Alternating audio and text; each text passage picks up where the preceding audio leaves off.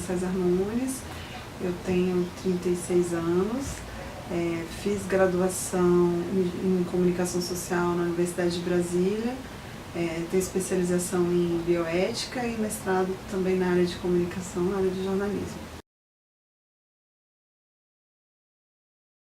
A gente acaba que na universidade a gente estuda pouco sobre isso, né? A gente estuda o jornalismo como se fosse uma técnica geral para aplicar em todas as situações. De fato, tem as técnicas básicas, né? Mas existem matérias que vão nos demandar um pouco mais de profundidade na apuração e na escrita, né? Eu vivenciei isso um pouco numa disciplina na graduação de reportagem, que a gente foi com a professora Thaís Mendonça para Goiás Velho, fazer uma matéria especial lá para o Jornal Laboratório.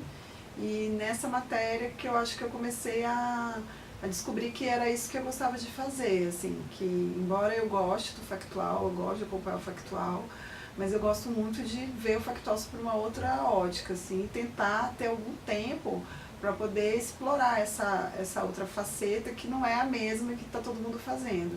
Eu acho que para mim o jornalismo investigativo tem um pouco isso, é quando você consegue ir um pouco além daquela pauta diária, embora você não se desconecte totalmente dela. Assim que eu me formei, eu fui convidada para um projeto de reportagem que havia ganho o prêmio Tim Lopes, de jornalismo investigativo, um projeto coordenado pela Maria Clarice Dias, que hoje é jornalista na Câmara, e pela Marina Oliveira, e elas tinham um projeto muito interessante que ganhou a primeira edição do Prêmio Tim Lopes de Jornalismo Investigativo, que era retratar, entrevistar pessoas abusadas e abusadores 10, 20 anos depois da violência cometida. E acabou que no meio disso elas foram para a edição, assumiram uma série de responsabilidades e eu acabei fazendo mais entrevistas do que estavam previstas inicialmente. Então eu entrevistei tanto pessoas que tinham sido abusadas quanto abusadores, né? Um deles, inclusive, em condição de encarceramento. Eu fui conversar com ele na penitenciária. Então foi uma experiência muito intensa essa, de uma pauta muito delicada, que mexe muito com a gente, né? Que a gente está falando de crianças e adolescentes abusados, e mesmo quando você entrevista uma pessoa que está já na idade adulta, como alguns das nossas entrevistados, a criança, né, psicológica dele vem à tona ali, e é um momento é muito delicado, você passa por situações que verdadeiramente você pode revitimizar aquela pessoa. Ao contar sobre uma situação que a pessoa sofre de violência, de abuso sexual, a pessoa é conhecido, né, pela psicologia, a pessoa revive o trauma. Por isso que hoje são pensados tanto em técnicas de quando uma criança é abusada, ela ter um atendimento multidisciplinar, o delegado, o psicólogo, todo mundo ouvir ela de uma vez só e às vezes esse depoimento ser gravado para que essa criança não precise contar novamente. O furo é uma informação exclusiva e eu acho que ele realmente é importante. É um elemento, valor notícia, é um elemento importante no jornalismo, é um diferencial. Você ter uma informação exclusiva, dá credibilidade, dá repercussão para o veículo. Todos os veículos devem procurar credibilidade e repercussão, inclusive a mídia pública na qual eu atuo. Agora, eu também acho que isso não deve ser a qualquer custo. A IBC ela tem um manual de jornalismo que coloca alguns limites para essa busca pelo furo jornalístico, e que eu acho que são limites importantes. Eu acho o off importante, mas ele tem que ser lidado com muito cuidado, porque essa fonte que está te dando informação em off, ela pode estar querendo te manipular.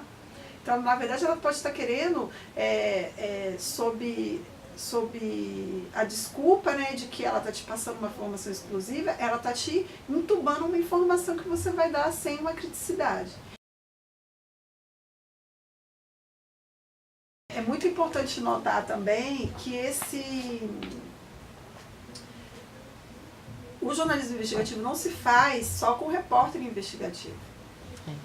O pauteiro, o cara que sabe fazer uma boa pauta investigativa, uma pauta especial, o editor, o coordenador daquela reportagem ou daquela equipe, o repórter. E aí quando você vai passando para estruturas como a rádio e TV, você vai precisar de um bom sonoplasta de reportagem especial, você vai precisar de um bom repórter cinematográfico, até assim o auxiliar que está acostumado, que faz reportagem especial, faz uma diferença tremenda, porque ele tem um outro nível de paciência, outro nível de olhar, ele te ajuda naquela investigação. Ao mesmo tempo que você está entrevistando uma pessoa, ele já está antenado numa outra coisa para te dar um toque. Então, assim, é toda uma equipe muito grande, né?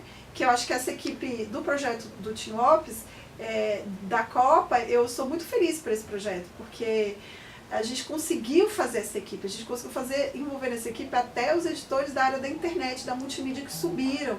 Então, assim, o tempo inteiro, até o programador, então, assim, o tempo inteiro tentando imbuir a equipe inteira, de que a equipe toda, desde o locutor que fez a chamada, o spot, ao pauteiro, passando pelo sonoplasta, passando pelo editor que ia colocar isso na internet, todo mundo entender o projeto maior que eles estavam inseridos e como cada um tinha um papel fundamental naquela reportagem especial investigativa.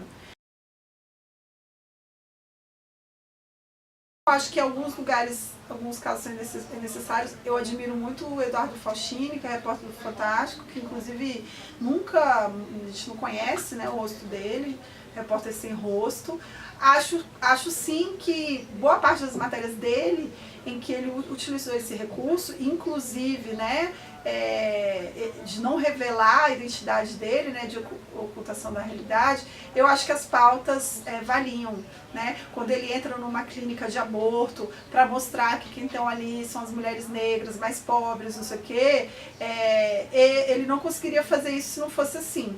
Né? Tudo bem, aí você pensa, podia ter mandado uma mulher negra jornalista para fazer essa matéria, ela teria bastante facilidade em entrar ali dentro, tudo bem. Mas assim, ele fez registros ali que mesmo essa mulher negra jornalista que fosse fazer, ela precisaria desses registros. Ela precisaria talvez recorrer a isso e mostrar a face perversa desse sistema de um país hipócrita que coloca o aborto numa condição de crime para as mulheres. Então, assim, eu acho que cada caso é um caso. Eu, nesse ponto, e até recomendo que você dê uma olhadinha, eu gosto muito da forma como o Manual de Jornalismo da IBC ele trata. Em princípio, não. Em princípio, off, câmera escondida, não. Mas as coisas podem ser avaliadas caso a caso, porque tem uma questão de privacidade versus interesse público que o jornalismo precisa levar em conta.